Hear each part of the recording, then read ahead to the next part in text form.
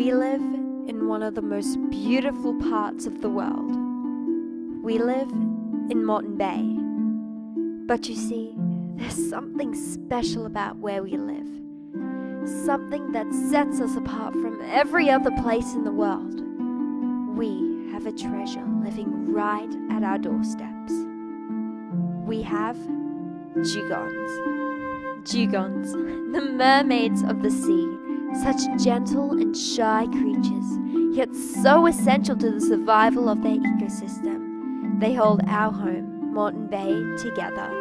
They are what is called a keystone species, a species in which every single living thing in that ecosystem depends upon.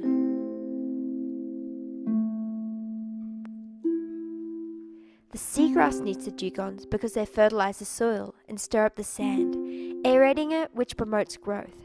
And so many things in the ecosystem depend upon seagrass for their survival. Turtles, fish, sea urchins, crustaceans, the list goes on.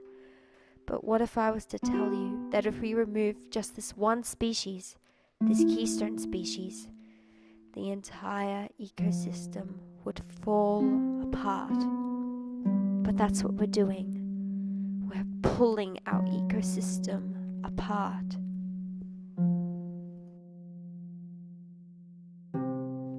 Dugongs have become endangered, a species on the brink of extinction. We are letting this treasure slip through our very fingers.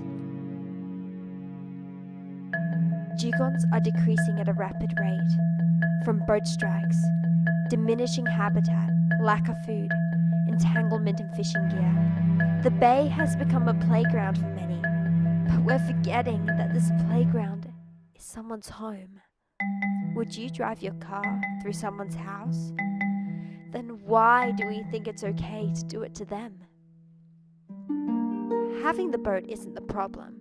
It's how you choose to use it. The Moreton Bay Marine Park User Guide clearly states where the go slow zones are. Through either ignorance or defiance, some boat owners choose to ignore these rules, and in doing so, dugong and other marine life are injured from boat strike. The same applies for fishing. Items such as mesh nets used in protected areas can cause entanglement and even death.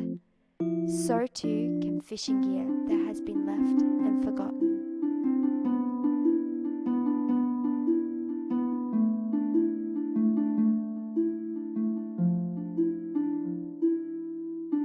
Seagrass, such a simple yet vital element of Moreton Bay. It is the glue that holds everything together. It's the food for the sea turtles, the home for the sea urchins, the nursery for small fish, protection for crustaceans, and the livelihood for dugongs. Not only that, but it traps sediment, stabilizing the seafloor. This fundamental plant holds the survival of the entire ecosystem in its hands. But we're poisoning it, slowly killing it, stopping it doing from what it needs to do. Land clearing is leading to erosion and sediment runoff, blanketing the seagrass in mud, suffocating it. With its leaves covered, its ability to gain nutrients for growth and survival through photosynthesis is almost impossible. Then add this to the picture: high nutrient pollution from agricultural runoff and a multitude of heavy metal toxins from household and industrial waste, slowly choking it with their poisons. It has to stop. We're killing Moreton Bay and everything in it. Soon we won't have this playground. Our society is so used to buying new stuff when we break it. When a kid breaks a toy, they get a new one. When you break your phone, you upgrade it with a better one. But if we continue to ignore what's happening right in our backyards, Moreton Bay will break. Once an animal is extinct, it's gone, it's never coming back. There used to be a multitude of species of dugong, and now there's only one, and it's fighting for its survival. Female dugongs can only produce a single calf after 5 to 7 years. Not only this, but it takes dugongs 10 to 17 years to reach breeding maturity.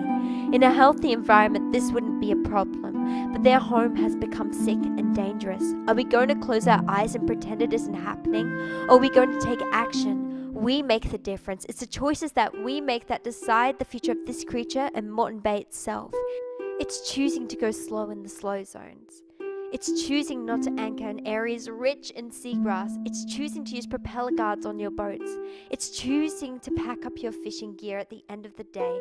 And it's choosing not to use mesh nets in protected areas. It's choosing to use eco-friendly chemicals. And it's choosing to dispose of the bad chemicals correctly.